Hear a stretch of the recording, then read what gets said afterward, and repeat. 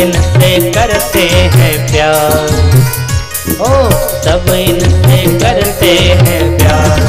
कुमार मैंने देखे सुंदर सजीले कुमार, कुमार मैंने देखे सुंदर सजीले कुमार, कुमार मैंने देखे सुंदर सजीले कुमार, कुमार मैंने देखे सुंदर सजीले कुमार, कुमार मैंने देखे सुंदर सजीले कुमार, कुमार मैंने देखे सुंदर सजीले कुमार। सीता जी को जब सुनाया, सीता जी भी श्री राम जी की तरफ आकर्षित होती हैं, चल पड़ती हैं। सीता राम दोनों का दर्शन एक दूसरे का करते हैं। कथा की गति को थोड़ा हम बढ़ाते हैं, अन्यथा आज हम लोग विवाह तक पहुंचने वाले हैं। कथा की गति को नहीं बढ़ाएंगे तो यहीं रह जाएंगे पुष्पवाटिका में। श्री सीता जी भगवान का दर्शन करती हैं। श्री सीता जी वापस आती हैं, माता रानी का पुनः पूजन करती हैं और माता रानी ने आशीर्वाद दिया, सुनो सिय सत्य आशीष हमारी, पूजी ही मन कामना तुम्हारी।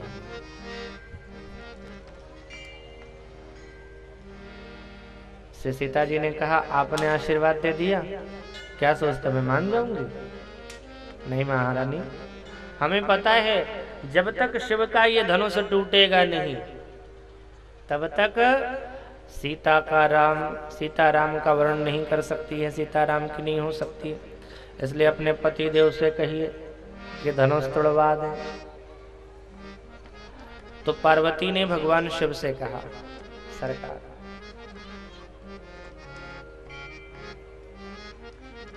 जब हमारा विवाह नहीं होता, शिव और पार्वती जब अलग थे, पार्वती ने कहा जब हमारा विवाह नहीं हुआ था तो प्रभु राम ने हमारी सहायता करी थी और हम दोनों का विवाह करवाया था। लेकिन अभी सीता और राम दोनों अलग हैं तो हम लोगों को सहयोग करना पड़ेगा, इसलिए आप अपने धनुष को तोड़वा दीजिए। शिव जी ने कहा, धनुष तो तोड़वा देंगे लेकिन एक चेला घट जाएगा, एक चेला मारा जाएगा हमारा रावण। अच्छा, एक बात ध्यान रखो, किसी अधिकारी से या मान लिया कोई घर का आदमी हो, पुरुष हो, उससे अगर कोई काम कराना हो और अगर वो नहीं कर रहा हो तो एक सीधा सा उपाय है, गृह मंत्रालय को पकड़ो। गृह मंत्रालय को पकड़ लिया, सब काम करवा लेगी वो। और पहले तो कहेगी और पति नहीं मानेंगे तो पत्नियों के पास तो एक राम बाण रखा हुआ है पति को मनवाने के लिए। मैं के चली जाऊंगी, मैं के, बस जहां ये बात कहा कि तुम रहो, मैं तो चली अपने मायके, अब तो तुरंत पति देव मनाने लगे, चाहती क्या हो बोलो, अब बताओ, ऐसा करना है, ऐसा करना। अच्छा, ये गाना बनाने वाले भी बड़े विचित्र है, कहना नहीं चाहिए कथा के मंच पर, मैं तो कहता नहीं ये सब, लेकिन चर्चा ये तो बोल देता हूँ। ये गाना वाले बनाने वाले भी बड़े विचित्र हैं। किसी ने गाना बनाया, झूठ बोले कौआ काटे, काली कौए से डरियो, मैं के चली जाऊंगी। अच्छा, ये विचित्र है। अगली पंक्ति जो है वो आदमी क्या कहता है, तू मैं के चली जाएगी तो मैं डंडा लेके आऊंगा। अब ससुराल में डंडा लेकर के जाओगे तो साला छोड़ देगा क्या? वो राइफल निकालेगा उधर से। विचित्र तो बात ये हो गई कि फिर नायिका क्या कहती है, तू डंडा लेकर के आएगा तो मैं पेड़ पे चढ़ जाऊंगा। ये कहाँ का नियम है कि पति आवे तो पत्नी पेड़ पर चढ़े? हद तो तब हो गई, पत्नी कहती है मैं पेड़ पे चढ़ जाऊंगी, अब पति कहता है तू पेड़ पे चढ़ जाएगी तो मैं आरी से कटवाऊंगा। पति पत्नी के झगड़ा में एक पेड़ साफ। झगड़ा किसी का और पेड़ साफ होता। खैर, भगवान शिव से पार्वती जी ने कहा कि धनुष तो तोड़वाना पड़ेगा। शिव जी ने कहा, सुनो, अगर धनुष तोड़ दूंगा पहले से तो कोई भी उठ करके राजा खड़ा हो जाएगा, उसने छुआ धनुष तो टूटा हुआ मिलेगा तो सीता का विवाह उसी के साथ हो जाएगा। बोले राम जी से कहलवा दो किसी तरह से कि जब तक उस सभा में भव शब्द का प्रयोग नहीं होवे तब तक खड़े नहीं हो गए। इसलिए देख लो, बहुत राजा उठे, राजा जनक जी ने भी बहुत कुछ कहा, लेकिन जब विश्वामित्र जी महाराज ने कहा उठहूं राम भंजहूं भव चापा मेटहूं तात जनक परितापा। जब भव शब्द कहा तब राम जी समझ गए भवानीपति ने इंडिकेटर जला दिया। उसके पहले नहीं जगे, उठे ही नहीं। वहीं पर सारा आशीर्वाद मिल गया। राम जी को भी गुरुजी ने आशीर्वाद दिया। आज स्वयंवर, बड़े बड़े राजा महाराजा आए हुए हैं, बैठने की व्यवस्था। सबसे ऊपर में राजा, उनके नीचे मंत्री, उनके नीचे सेवक। एक तरफ ब्राह्मणों का समाज, एक तरफ क्षत्रियों का समाज, एक तरफ वैश्यों का समाज, एक तरफ शूद्रों का समाज। बैठने की बड़ी सुंदर व्यवस्था है। सभी लोग बैठे हुए हैं, सब तारे के जैसे जगमग जगमग कर रहे हैं। ठीक उसी समय प्रभु का आगमन हुआ और प्रभु के आगमन होते ही ऐसा लगा जैसे चांद के आने पर तारे विलुप्त हो जाते हैं। ऐसे सबकी शोभा क्षीण पड़ गई।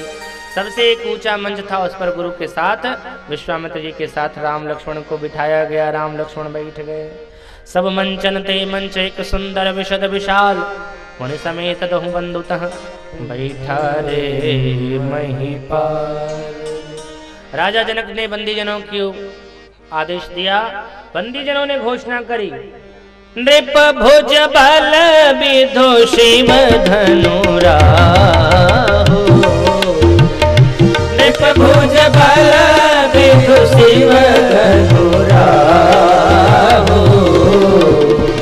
गर्व कठोर विदित सबका हो, गर्व कठोर विदित सबका हो। सोई पुरारी को दंड कठोरा, राज समाज आज जोई तोरा। सोई पुरारी को दंड कठोरा, राज समाज आज जोई तोरा। त्रिभुवन जय समेत वैदेही, नहीं विचार बरई हटते ही। त्रिभुवन जय समेत वैदेही, नहीं विचार बरई हटते। ओ नृप भुज बल विधु शिव धनुराहु, गर्व कठोर विदित सबका हो, गर्व कठोर विदित सबका हो, गर्व कठोर विदित सबका हो। अच्छा, ये बंदीजन बड़े चतुर है, निपुण है। जैसे ही कहा नृप भुज बल विधु, हे राजाओं, तुम्हारी भुजा की शक्ति चंद्रमा के समान है। ये राजा तो बड़े प्रसन्न हुए, वाह रे वाह रे। लेकिन ये जो बंदीजन हैं बड़े चतुर हैं। अगली पंक्ति क्या कहा, शिव धनुराहु। अगर तुम्हारी भुजाओं की शक्ति चंद्रमा है तो फिर ये धनुष राहु के समान। और चंद्रमा अगर राहु के पास जाएगा तो क्या होगा, ग्रस आ जाएगा। इसलिए मत जाओ। स्पष्ट रूप से तो ये कहा था, लेकिन ये राजा समझते नहीं। परिकर बांध उठे कुलाई, चले इष्ट देवन शरणाई, तमक ताक तक शिव धन धरो। बहुत कोशिश करते हैं राजा, लेकिन उठा नहीं पाते हैं। भूप सहस दस एक ही बारा। एक किसी ने सज्जन ने कहा, हमारा धनुष कितना बड़ा था जो एक बार में 10,000 राजा लग जाते थे। देखो, भूप सहस दस एक ही बारह का मतलब होता है, एक ही बारह माने एक ही दिन में सहस यानी सहस्त्रा बाहु, और 10 माने 10 सिर वाला रावण आया था। लेकिन ये भी नहीं कुछ कर सका। तो लोग राजाओं ने कहा, तोड़ डालो तोड़ डालो तोड़ डालो। एक बार कई राजा लग गए, तोड़ डालो तोड़ डालो तोड़ डालो। राजा चिल्ला रहे थे, तोड़ डालो तोड़ डालो। एक राजा बोला, टूट गया टूट गया टूट गया। दूसरा बोला, कहाँ टूटा, धनुष तो ऐसे ही रखा हुआ है। बोले, धनुष नहीं रे, तेरी धक्का मुक्की में मेरा पैर टूट गया। तुम लोग धनुष क्या करो, धनुष टूट नहीं रहा। अब एक बात देखो, जिससे ये धनुष हिलना है, टूटना है, वो हिल नहीं रहा। और जिससे नहीं हिलना है वो हिले बिना मान नहीं रहे। राजा लोग हिले बिना मान नहीं रहे हैं, और जिससे हिलना है, राम जी से हिलना है, वो राम जी हिले नहीं रहे हैं। अच्छा, तो राम जी हिलेंगे कैसे, उठेंगे कैसे? राम जी को एक जगह बताया गया है, ये है झंडा, और लक्ष्मण जी क्या हैं? डंडा। रघुपति कीरति विमल पताका, दंड समान भयो जस जाका। तो राम जी झंडा है और लक्ष्मण भैया डंडा है। अगर डंडा को उठाना, अगर झंडा को उठाना है तो क्या करना चाहिए? डंडा उठाओ। डंडा उठाओगे तो झंडा अपने आप उठेगा। और डंडा कैसे उठेगा? अभी देखो गांव में किसी को गरिया करके देखो कितने डंडे उठेंगे, कितने डंडे निकलेंगे। बस यही बात महाराज जनक ने कहा। जैसे ही देखा कोई उठ नहीं रहा है, बस करो, रुक जाओ, ठहर जाओ। मैंने तो सोचा था ये पृथ्वी वीरों से भरी पड़ी। मैंने ये सोचा था सीता शक्ति है और इस शक्ति को कोई शक्तिवान ही ले जावे।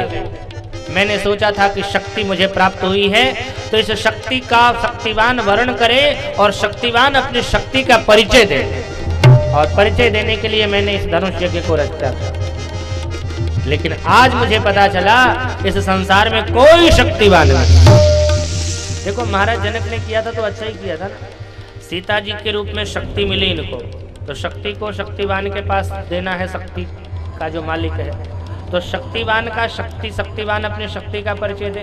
उदाहरण के तौर पर अगर किसी का मोबाइल गिरा हो और मोबाइल आपके पास आ जावे, मिल जावे, अगर बेईमान रहोगे तो रख लोगे मोबाइल को, और ईमानदार रहोगे तो क्या कहोगे? हमें एक मोबाइल गिरा है, हमें एक मोबाइल मिला है, ये मोबाइल जिसका हो अपना सबूत दे करके, प्रमाण दे करके ये ले जावे। क्योंकि बिना प्रमाण के तो सब कहेंगे हमारा है, हमारा है। तो क्या आप कहोगे? जिसका ये मोबाइल हो वो प्रमाण दे करके ले जावे। ऐसे ही शक्ति मिली जनक को, तो महाराज जनक ने ये शक्ति का परिचय लेने के लिए धनुष के रूप में शक्ति को रखा कि इस शक्ति को तोड़ करके, इस धनुष को उठा करके शक्तिवान अपने शक्ति का परिचय देवे और सीता को लेकर। लेकिन आज मैंने जान लिया इस संसार में कोई शक्तिवान नहीं। वीर विहीन मही में जानी, मैं जान गया कि ये पृथ्वी वीरों से खाली हो गई। अब ये पृथ्वी पर वीर कोई नहीं रहा। एक बात जान लेना, आज के बाद कोई ये अभिमान नहीं करे कि इस संसार में कोई वीर है। अब जनी कोई माँ के भटमानी, वीर विहीन मही में जानी। और जैसे ही ये शब्द कहा, अब जनी को माँ के भटमानी, तो लक्ष्मण भैया माखे लखन कुटिल भाई बहु गुस्सा। कही न सकत रघुवीर डर, लगे बचन जनुबान। बाण के जैसे शब्द लग रहे हैं। अंत में जब नहीं सहन हुआ तो राम जी को प्रणाम कर करके लक्ष्मण भैया खड़े हो गए, और खड़े होकर के उन्होंने कहना शुरू किया। क्योंकि अब शब्द कहा जनक ने, अब जब शब्द कहा तो डंडा तो उठेगा ही उठेगा। तो डंडा उठा, और डंडा उठ करके उसने क्या कहा? महाराज जनक, अपनी प्रतिज्ञा में संशोधन करो।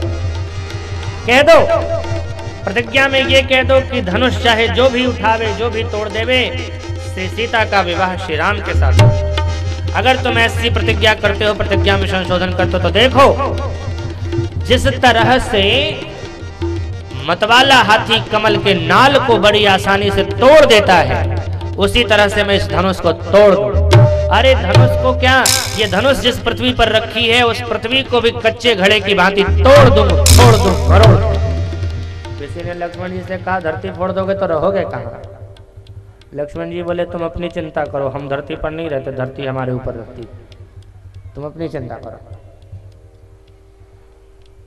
लक्ष्मण जी के शब्द ऐसे जब बोल रहे थे लक्ष्मण जी महाराज, जनक जी महाराज को बुरा नहीं लग रहा था, क्योंकि जनक जी तो इसीलिए बोले ही थे। एक सज्जन राजा ने कहा, जहां लक्ष्मण जी खड़े होकर बोल रहे थे उनके नीचे, हे बालक, अरे क्या बोल रहे हो? कम से कम महाराज जनक वयोवृद्ध हैं, ज्ञान वृद्ध हैं, इनकी प्रतिष्ठा तो करनी चाहिए। इनकी सभा में इन्हीं का अपमान कर रहे हो, ये बुरा कर रहे हो, अनुचित बोल रहे हो। लक्ष्मण भैया ने कहा, मैं अनुचित बोल रहा हूं, ये बुरा लग रहा है लोगों को, लेकिन महाराज जनक जो अनुचित बोल रहे हैं इस पर किसी का ध्यान नहीं। इन्होंने कैसे कह दिया कि ये पृथ्वी वीरों से खाली हो गई।